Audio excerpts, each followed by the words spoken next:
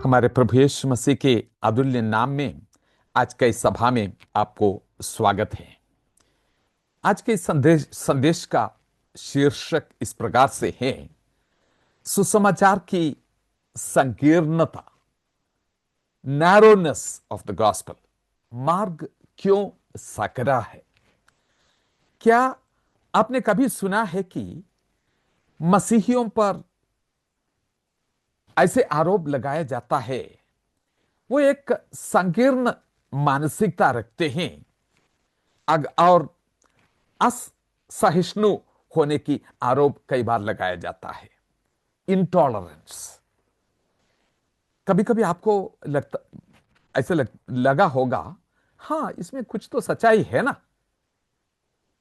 क्या ये अहंकार नहीं है कि कोई ऐसे दावा करते हैं कि केवल उसी को ही सारे सत्य मिला है और अन्य लोगों को नहीं? कैसे एक इंसान ऐसे बातें बोल सकते हैं? यह कैसे बोल सकते हैं कि और कोई रास्ता नहीं है? क्या यह सोचना आश्चर्यजनक नहीं है कि सभी धर्मों में कुछ न कुछ सत्य अवश्य है? जैसा कि कहावत है, सारी रास्ता जो है रोम की ओर जाते हैं। कुछ न कुछ आदान प्रदान होना चाहिए ना, समाज में रहना है तो। अगर हम सुसमाचार को थोड़ा सा व्यापक विस्तार बनाते और इसे सभी के लिए ऐसे स्वीकार्य योग्य एक चीज बना दें, तो ज्यादातर लोग जो है इसका स्वीकार करते हैं ना। क्या हम ये सुनते, जो सलाह में दे रहे थे, ये सुनको आपको अच्छा नहीं लगता? क्या ये शांतिपूर्ण सह अस्तित्व के लिए, कोएक्सिस्टेंस के लिए यह जरूरी नहीं है? सुसमाचार इतना संकीर्ण क्यों है? किसने इसको ऐसे बनाया? ये सवालें कभी कभी आपका मन में भी उठते हैं, या लोग जब आपकी चारों तरफ इर्द गिर्द में रहते हैं वो ऐसे सवालें पूछते हैं, आपको भी लगता है ना, हाँ यह सोचने लायक बात है। बस इस विषय के बारे में आगे बताने से पहले, जिस मार्ग, सकरा मार्ग के बारे में हम बात कर रहे हैं ना, मार्ग के विषय में कुछ बातें मैं आपको समझाने की कोशिश करूंगा।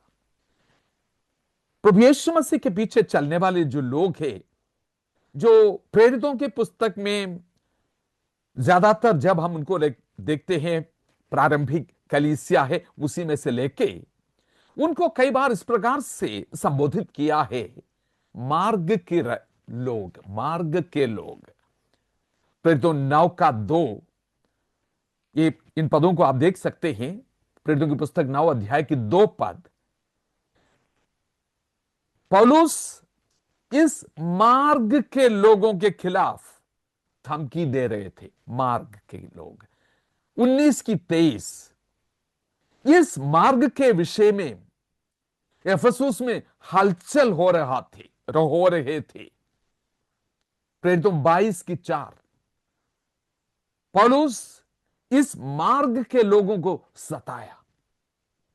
24 का 14, पौलुस ने गवर्नर फेलिक्स के सामने खड़े होकर यह बात करते हैं, परंतु मैं तुम्हारे सामने यह स्वीकार करता हूं कि जिस मार्ग को वो लोग पंथ कहते हैं, उसी के अनुसार मैं अपने पूर्वजों के परमेश्वर की सेवा करता था।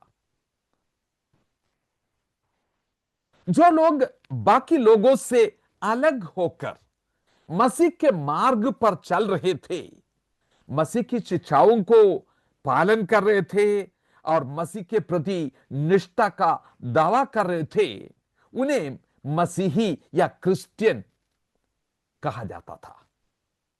सीधे मतलब यह है, सरल मतलब यह है, मसीह के पीछे चलने वाले या मसीह का अपना जो लोग हैं उनको लेकर चलने वाले लोग।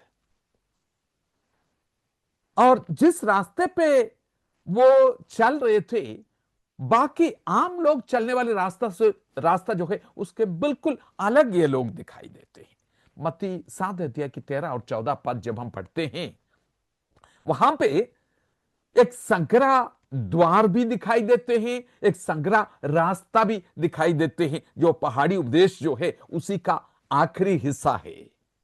यह रास्ता संकीर्ण क्यों है? इस प्रश्न का उत्तर देने से पहले हमें यह स्पष्ट करना उचित होगा कि यह रास्ता सचमुच में क्या है। यूहन्ना 14 अध्याय की 6 पद, प्रभु यीशु मसीह ने अपने चेलों के साथ जब बातचीत कर रहे थे, यीशु ने उनको इस प्रकार से बोला कि तुम लोग जानते हैं, यूहन्ना 14 अध्याय उसके 4 पद, तुम लोग जानते हैं कि जो रास्ता जिसमें मैं जा रहा हूं, तुम लोग जानते हैं ना, जहां मुझे जाना है, जहां मैं जा रहा हूं, तुम लोग रास्ता जानते हैं ना।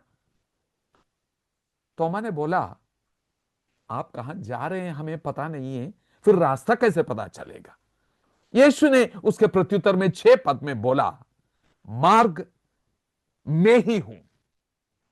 मार्ग का तात्पर्य जो है, किसी स्थान तक ले जाने वाले पथ से नहीं है, बल्कि मार्ग का तात्पर्य यहां पे जैसे प्रभु यीशु मसीह ने बताया एक व्यक्ति अर्थात मसीह से है।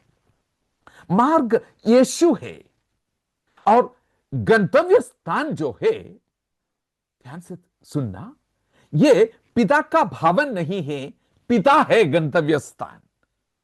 तो अब कुछ गड़बड़ सा लग रहे हैं। मार्ग तो यीशु है और गंतव्य स्थान जहां पहुंचना है वो मेरा पिता है। कोई मेरे पिता के पास पहुंच नहीं सकता। गंतव्य स्थान कौन सा है? पिता है। नाउ परमेश्वर के संबंध में मनुष्य की सबसे बड़ी मुद्दा क्या है? यह पाप की मुद्दा है। रोमियो 3:23 कहते हैं कि सबने पाप किया और परमेश्वर की महिमा से अलग हो गया, रहित हो गया। पाप ने मानव जाति को परमेश्वर से दूर कर दिया, अलग कर दिया। रोमियो 5 अध्याय उसके 6 से लेके 10 पद तक आप पढ़ सकते हैं। उनकी स्थिति को ऐसे वर्णन किया है, पापी, असहाय, अधर्मी, परमेश्वर के शत्रु के रूप में वर्णित किया है। तो ऐसे शत्रुता के बीच में कैसे शांति स्थापित कर सकते हैं, कैसे मेल मिलाप हो सकते हैं? रोमियो 5:1 में उसका विवरण है। इसलिए जब हम विश्वास से धर्मी ठहरे तो अपने प्रभु यीशु मसीह के द्वारा परमेश्वर के साथ मेल रखें। जब हम पापी ही थे, मसीह हमारे लिए मरा। उसके 8 पद में वो कहते हैं, रोमियो 5 की। पहला पत्रुस 3:18 में भी वो कहते हैं, मसीह इसलिए मरा कि हम तो अलग हो गया था ना, हमें परमेश्वर के पास वापस लौट के लाए। यह है मेल मिलाप। दूसरा कुरिन्थियों 5 अध्याय की 19 और 20 पद भी आप पढ़ सकते हैं। परमेश्वर मसीह में होकर अपने साथ संसार का मेल मिलाप जो कर रहा था उसके बारे में वहां वर्णन है, और उनके अपराधों का उन पर दोष नहीं लगा रहा था। एक ऐसी मेल मिलाप की संदेश हमारे पास पहुंचाया और वो अब सब लोगों को कहते हैं, परमेश्वर के साथ मेल में आ जाओ। एक बहुत बड़ी भेद है। मत्ती 27 अध्याय उसकी 51 पद आप देख सकते हैं। यीशु के मृत्यु के समय वहां लिखा है कि मंदिर का जो पर्दा है ऊपर से नीचे तक फटकर 2 टुकड़े हो गए। यीशु के मृत्यु के समय यरूशलेम में का जो मंदिर था, वहां पे जो पर्दा पवित्र स्थान और अति पवित्र स्थान के बीच में जो था, वो पर्दा ऊपर से लेकर नीचे तक फट गया। इब्रानियों के लेखक 10 अध्याय की 19 और 20 पद में कहते हैं कि इसमें एक बड़ी रहस्य है। आपको पता है क्या हो रहा था? वो कहते हैं कि क्योंकि हमें यीशु के लहू के द्वारा नए और जीवते मार्ग से पवित्र स्थान में प्रवेश करने का हियाव हो गया है। कैसे? जिसे उसने अपने देह के द्वारा जो पर्दा फाट कर हमारे लिए है मार्ग खोल दिया है। उनका शरीर नामक एक पर्दा जो है वहां खोलकर हमारे लिए कैसे मार्ग खोला, एक जीवते और नए मार्ग उसने खोल दिया, न्यू एंड लिविंग वे।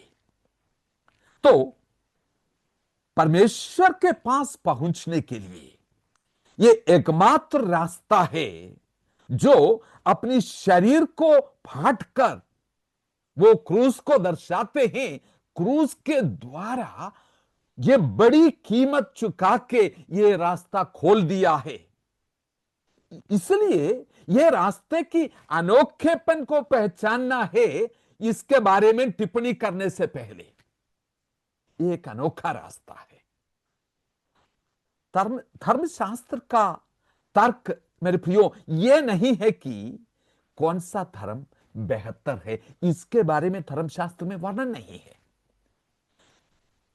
किस धर्म में सबसे अच्छे नैतिक नियम है, बातें हैं, इसके बारे में भी सवाल नहीं है, क्योंकि सब में अच्छी अच्छी कई चीजें हैं। मुख्य प्रश्न बाइबल धर्मशास्त्र जो है वहां यह है कि ईश्वर के पास वापस आने का मार्ग क्या है। ईश्वर के पास वापस आने का मार्ग क्या है, यह है मुख्य सवाल। यदि मसीही मार्ग है तो कोई दूसरा मार्ग हो ही नहीं सकता, और यह अनोखा होता है। यही यही सकरा मार्ग है, और इसका संदेश जो है परमेश्वर की कृपा का सुसमाचार भी, यह भी बहुत संग्रह है। इसकी विशिष्टता से, इसकी अनोखापन से यह ठोकर का कारण बन जाते हैं। पौलुस प्रेरित जो है गलतियों 5:11 में इसको ऐसे संबोधित करते हैं, क्रूस की ठोकर। क्रूस में एक ठोकर है, एक निजी ठोकर है। क्या है? 1 कुरिन्थियों 1 अध्याय की 18 पद कहते हैं, ये क्रूस का संदेश नाश होने वालों के लिए मूर्खता है, लेकिन उद्धार पाने वालों के लिए यह परमेश्वर का सामर्थ है। वहां आगे लिखा है, यहूदियों के लिए एक बाधा है, क्योंकि जो व्यक्ति क्रूस पर लटका था वो तो कानून के अनुसार वो तो श्रापित व्यक्ति है। ये हमारी उद्धारकर्ता कैसे बन सकते हैं?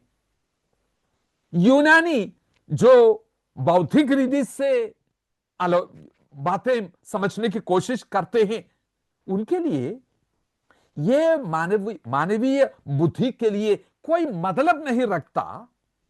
एक क्रूस पर चढ़ाया गया और मर गया वो आदमी हमें कैसे बचा सकते हैं? हर किस्म की जो बोस्टिंग जो है ना, बड़ा बड़ा चढ़ा के बोलने वाला जो है ना, ये सब कुछ वहां से हटा लिया गया। 1 कुरिन्थियों 1 अध्याय की 30 पद कहते हैं, उसके कामों से हम मसीह यीशु में हैं, जो हमारे लिए परमेश्वर की ओर से ज्ञान और धार्मिकता और पवित्रता और छुटकारा ठहराया।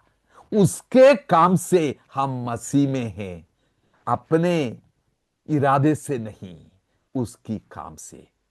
इसलिए वचन कहते हैं, प्रेरितों के काम 4 अध्याय की 12 पद आप समझ सकते हैं, ना ही किसी और में ये उद्धार है, कोई दूसरा नाम नहीं है, बचने का कोई और तरीका नहीं है, आकाश के नीचे पृथ्वी के ऊपर मनुष्यों के बीच में, और कहते हैं कि और कोई नाम नहीं है। ये यीशु के कथन की पुष्टि करता है, मैं ही मार्ग और जीवन और सत्य हूं। वो ये नहीं कह रहे कि कई मार्गों में से एक नहीं है। यही कारण है, इस अनोखापन के कारण से है क्रूस और मसीह की रास्ता जो है कईयों के लिए एक ठोकर के कारण बनते हैं। इसको समझने की कोशिश कीजिए। जबकि हम जानते हैं मसीह ही रास्ता है, जो मसीह में है वो कहां है? वो रास्ते में है। वो जिस रास्ते में मसीह चल रहे हैं उसी रास्ते में वो भी चल रहे हैं, क्योंकि वो मसीह में है। अगर स्वर्ग इसकी सीमाओं को तय किया है तो कोई इसको चौड़ा नहीं कर सकता। मेरे बड़ी मानसिकता जो है इस मार्ग को चौड़ा करना चाहे तो भी मेरा हाथ बंधा हुआ है। स्वर्ग इसकी सीमाओं को तय किया है। यीशु को क्रूस के अलावा कोई विकल्प नहीं मिला। और गत्समने के बगीचे में वो भी पूछ रहे थे, और कोई मार्ग है, तरीका है, ये कटोरा पीने के बिना इसमें आगे निकल सकते हैं? कोई जवाब नहीं है।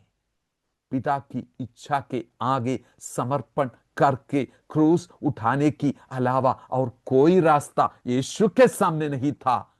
फिर वो दूसरा रास्ता कैसे दे? गलतियों 1 के अनुसार सुसमाचार के संदेश के साथ कोई भी छेड़छाड़ करना एक गंभीर अपराध है, वहां पे लिखा है। मत्ती 7 अध्याय उसकी 13 और 14 पद देख लीजिए। मत्ती 7 का 13 और 14 देखो। नए नियम में भी, पुराने नियम में भी कई मार्गों के बारे में बताया गया है। ऐसा लगता है कि इस्राएल के लोगों के लिए व्यवस्था और कानून और उसके अनुसार पालन करने वाले के ऊपर आशीष, और पालन ना करने वालों के ऊपर, अनाज्ञाकारी के ऊपर दंड। ऐसा लगता है कि एक मार्ग वो दिखा रहे हैं परमेश्वर की ओर मुड़ने के लिए।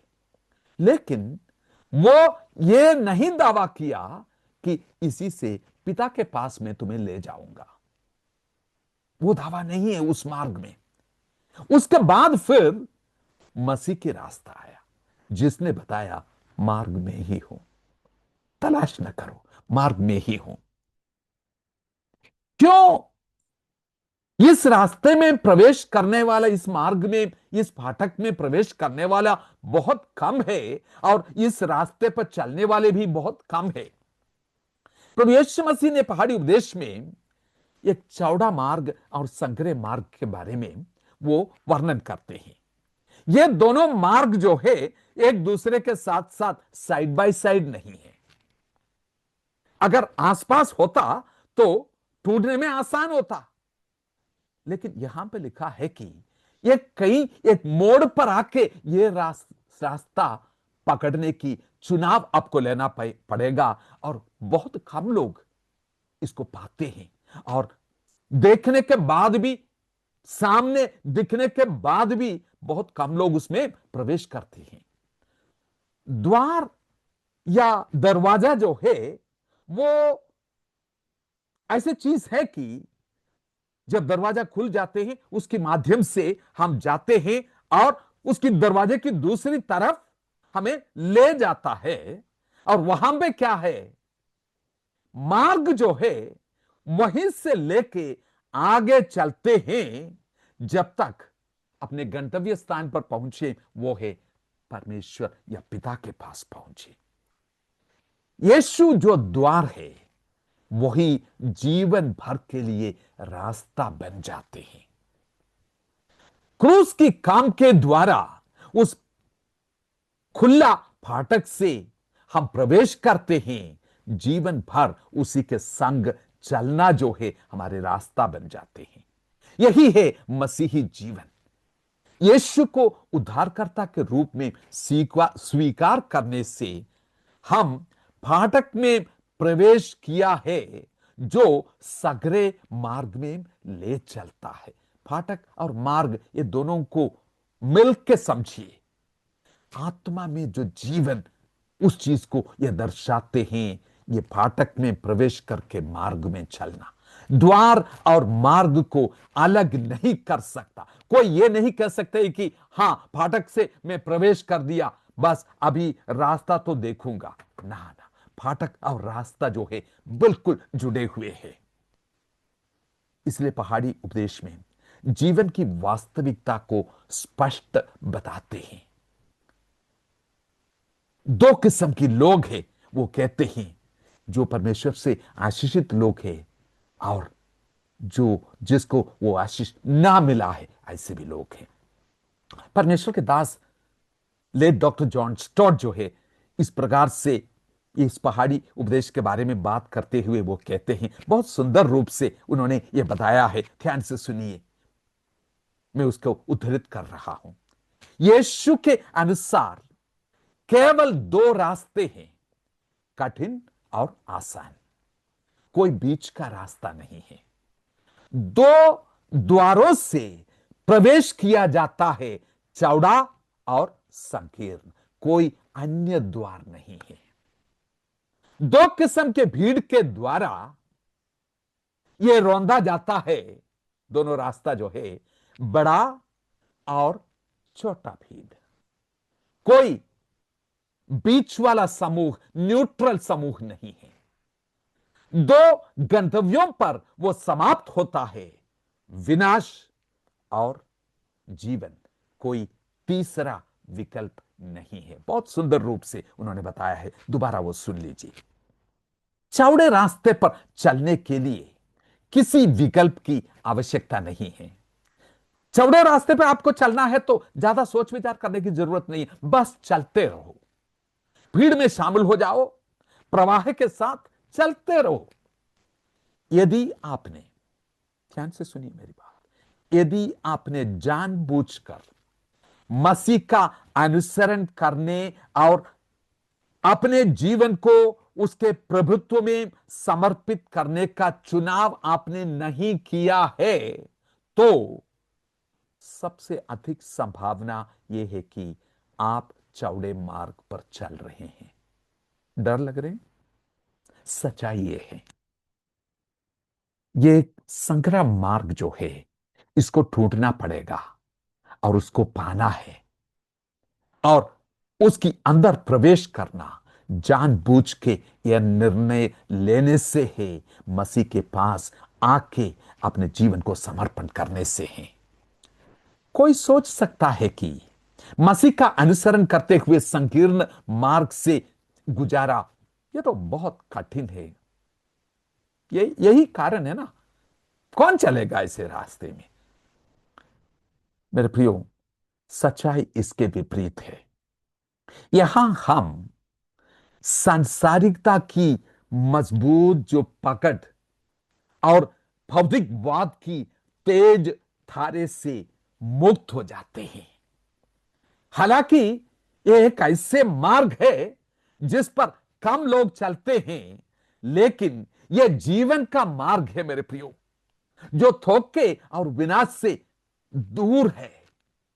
यह मार्ग उनकी शिक्षाओं और जीवन के बातों के प्रति समर्पण से शुरुआत होते हैं। इस क्रूस की छाया तले आके अपने जीवन को समर्पण करने से, अपने पाप को अंगीकार करने से और मसीह की क्रूस पर किया हुआ काम पर विश्वास करने से इसका शुरुआत होते हैं।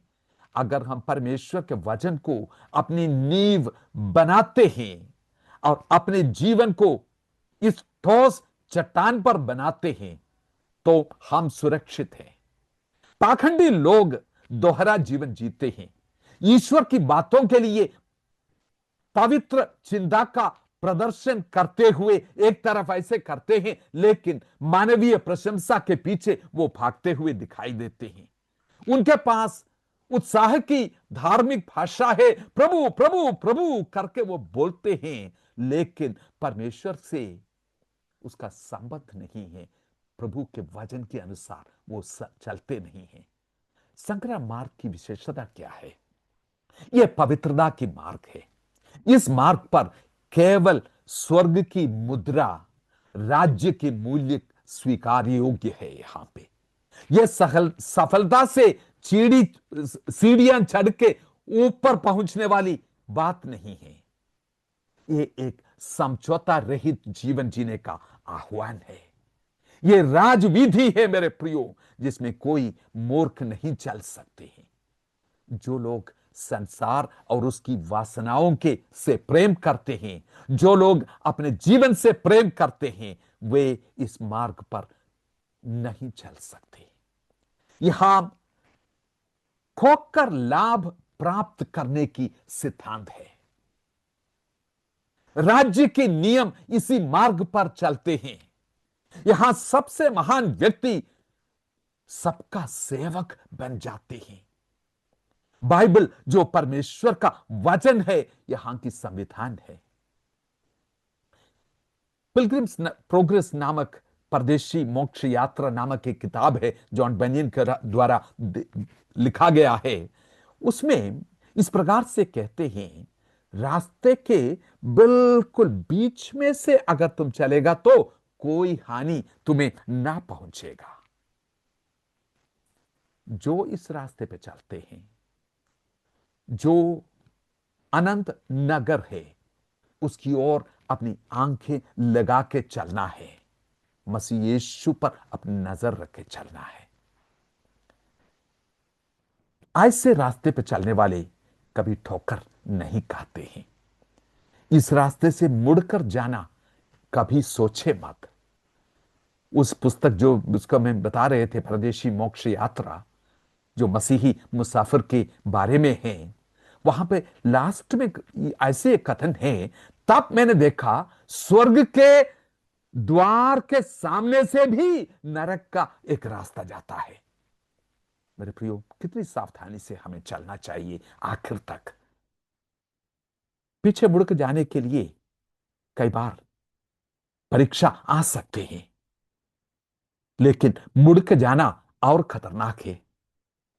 आपकी उत्साह के लिए विश्वास, विश्वास योग्य और आशा ऐसे जो सहकर्मी है, सह यात्री है, उसको वो समय समय पर आपके आश्वासन के लिए भेजेगा।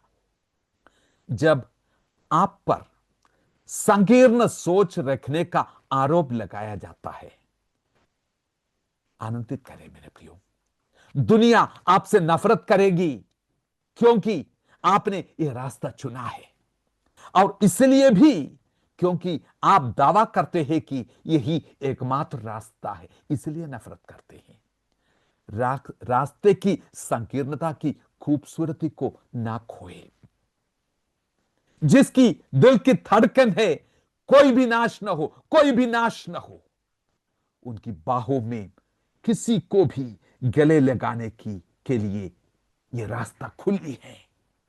इसकी संकीर्णता से यह मत सोचे कि यह रास्ता मेरे लिए नहीं है। जो कोई भी उसके पास आते हैं, वचन कहते हैं कि वो कभी भी उसको ठुकराएगा नहीं।